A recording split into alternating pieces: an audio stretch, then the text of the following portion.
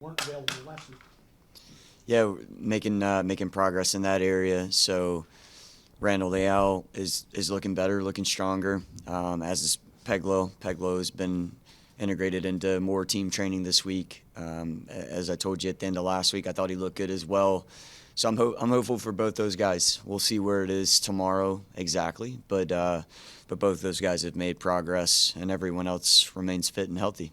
And now that we're into March, where's Connor in his recovery? He actually has been integrated into some team training as well, and next week again we hope to have more of that. So I'm hopeful in the next couple of weeks, maybe he's able to start to compete to get into the roster. Shifting to Jacob, and obviously there was the incredible goal last Yeah. week, but you've seen him progress over the last year. Where have you seen his growth? Yeah, I mean, first off, Jacob's the type of guy that I would describe him as someone that truly understands being from Baltimore, what it means to be a part of this club. So he has a passion for all sports in this area. I mean, he's a diehard Baltimore Orioles fan, and I give you that because he's the type of person that is fully committed to helping us change the momentum and get DC United going into the right direction. And he's made that really clear to the team. That's part of his intent for 2025 on the field and off the field. And you're seeing when he puts that intent out there to our group, now you're seeing him back it up with action in the first 2 weeks with an assist and a phenomenal goal. Just as you talked briefly, talked about the appreciation off the field. This is a league of fine margins. So is off the field and the culture almost as important as on the field? Or maybe that's too strong a statement, but this is a different league. I'd like to think so, Dave. I mean, ultimately what I'm judged on is based on results, and I think all the players as well, it's based on results. And understandably so, we have to deliver results, but I think there's also results off the field as well, and we're trying to build that community. We're trying to reestablish ourselves with our fan base. We're trying to reestablish ourselves with a lot of the players and staff that have worked here before, because I think that's also creating a winning mentality, and that's what the club has had for so many years, and I think there's been a void for that in the last couple of years, and we want to fill that. So I guess maybe if you really have some feeling for the badge, that leads to a 96 minute where you don't stop playing, or what's your take on that? Again, those things go hand in hand. I completely agree with that statement. That's why we spend a lot of time trying to connect first internally here with one another and get to understand what makes everyone tick from their own personal side of things, tying it into the team and our game model, and then also understanding the responsibility that we have for our community and our fan base and all the players and staff members that have come before us. Those things, I think, all create the type of energy that we want to have towards ultimately getting DC United back to the place that it deserves to be.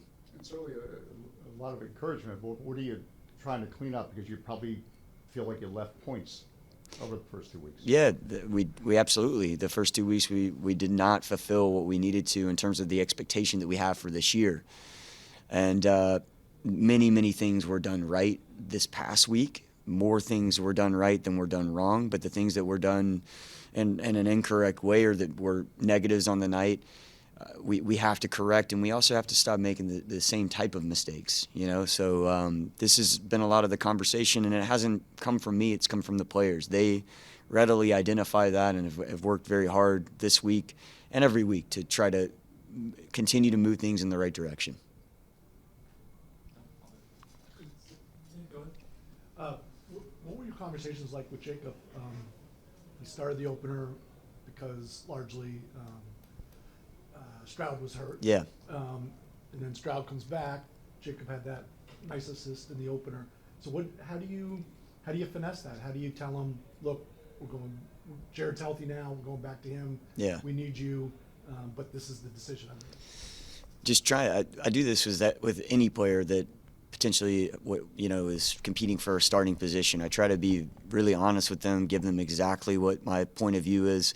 Don't expect them to agree with it. Many times, I think in Jacob's case, you could say probably disagrees deep down, and that's a good thing. I mean, that's the competitor in him. but ultimately he has to see the perspective that I come from, whether it's with him or for the team.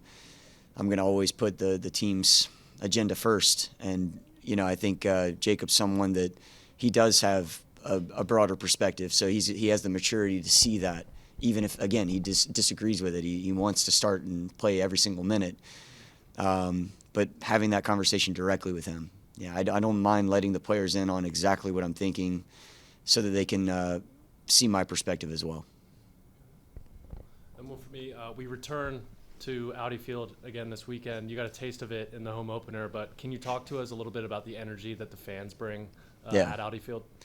Man, I missed it, Sam. I mean, just getting back on a really cold night where it's not the easiest environment to show up to on a home opener. It didn't feel that way, and what I missed was the interactions with the fans. I was able to spend a little bit of time going to a cookout with some of our supporters groups before the game, and just being with them and hearing their point of view in terms of like the hope that they have and what they saw last year and the expectations that they have for 2025. It makes you feel even more that responsibility that I'm talking about to deliver for them. And so we're looking forward to having another opportunity this weekend versus Sporting KC to reciprocate the energy they give us. Ryan, go ahead. Zoom. We'll go to Donald Wine. Thank you. Hey, Troy, good to see you, and I hope you're having a great week. Looking forward to this weekend. KC has struggled quite a bit, both in CONCACAF Champions Cup and in the league. What have you seen from their film that you feel could be an advantage to you on Saturday? Thank you for that. It's good to see you. I'm getting a little bit of feedback there. There we go. I know the results, and from my vantage point, I would say, looking historically at Sporting KC, there's been seasons in which they've started slow, and they're a team that typically gets it together pretty quickly. So I think anything that may in the first few weeks have been off from their side, we can see some of those mistakes, but they're going to resolve those problems very quickly because they have someone that is one of the best coaches in the league leading them. So Peter Vermees is someone that year after year has his team in the playoffs more times than not. And I think the results in the beginning of the year are difficult to really summarize into them not being in form or something like that. So, I think they're going to be very dangerous and be even more in sync this week. We've very much identified with our team some of the areas that they have a lot of strengths, and we want to try to take those areas away from them as much as possible. They've had a few new pieces added in the offseason, just like you. One of them being Dejan Joveljic, 15 goals last year for the Galaxy. Of course, you haven't seen him yet, but what do you try to do to contain someone with skill like that and some of the danger that he presents going forward? Yeah, this is precisely what I'm talking about. A player like that is always dangerous, and he, in all the matches that I've seen so far this year with Sporting KC that he's been involved with, he's a great runner, he's a great box presence, but he's also really good in link-up play. And they're a team that they look to find rhythm and get in sync, and they can play between the lines incredibly well. They've done that, again, year after year, so that takes a little bit of time to get that cohesion. If you allow them to come into the game and a player like that to come into the game, then they'll start to open you up. So it's our job on the night not to allow that to happen. The last thing I have is on going back to last weekend.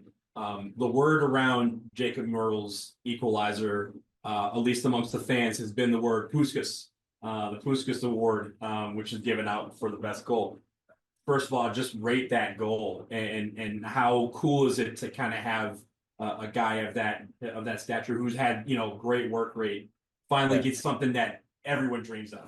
Yeah. I mean, you'll probably never get the sound bite of the hyperbole of the greatest goal I've ever seen, but it was a tremendous moment. And when you see how hard Jacob works every single week, and the talent that he has too, he has a tremendous amount of talent. To be rewarded for everything that he puts in, and in that way, it's not a coincidence. I said that, I think something similar to that in the post-match. I mean, he's going to continue to have some big moments like that. Maybe they're not as the miraculous type of goal that it was on the night, exactly like that. But I think he's going to step up in big moments for us. I'm just really proud of him, and I'm glad that he's getting all the attention that he's getting right now because he deserves it. Great, thanks, Troy. Next, we'll go to Dennis Gomez. Thank you for speaking with us, Troy. When you joined DC United, you mentioned something about he being a huge believer in data analytics. How are you using those data points to help you on your game model as far as pressing and then also on the fitness levels? Yeah, thank you for that. We look at a lot of different analytics, and one in particular for us is a team that likes to press, right? As simple as this, we create different key performance indicators, KPIs, that we look at every single week. And one of them is how often does the opponent come into our half with control? And that's usually an indicator of, is your press working or not? And so in the first couple of weeks when the opponent has been in a build-up situation, it hasn't happened very often that they've come into our half with control. The times that they've done that are usually because of our turnovers. And so we track that as well. And that doesn't mean necessarily that we're poor with the ball always. Sometimes it's individual errors that cause that. But on the flip side of that, we also look at how often we come into the opponent's half with control and then what the output is. And there's a few different ways we track that side. But these are a couple of examples. And then on the physical side, I'm close to that data. I don't claim to be any kind of an expert in that world. That's more for our sports performance director, Dave Rhodes. But what I do know is that we're making steps each week to become fitter. And the way that we pushed the game the other night's a really good example of that against Chicago. This is a quick follow-up. What's your message for the fans for this weekend? Similar to what I talked about, in terms of just the energy that they provided on the first week, I'm looking forward to capturing that again and then reciprocating. And, anytime that we come to Audi, we want to deliver 3 points. I think that that's something that we really feel more than ever. And this is another opportunity against a good side in Sporting KC historically to be able to do that. And I'm looking forward to seeing every single one of them there. That's it from Zoom, Troy. Thank you. Have you gained any insight from Lucas Bartlett on the other Bartlett in Kansas City? Yeah, not really. I mean, I respect that relationship, and I don't want to ask too many questions. But I mean, I had Alec Bartlett, in Charlotte in 2016, so I've known the Bartlett family for a long time. I don't know Jacob as well, but he was running around the field in 2016 at a young age whenever Alec was playing. So I think that'll be really special for their family just to celebrate both those players being involved this weekend.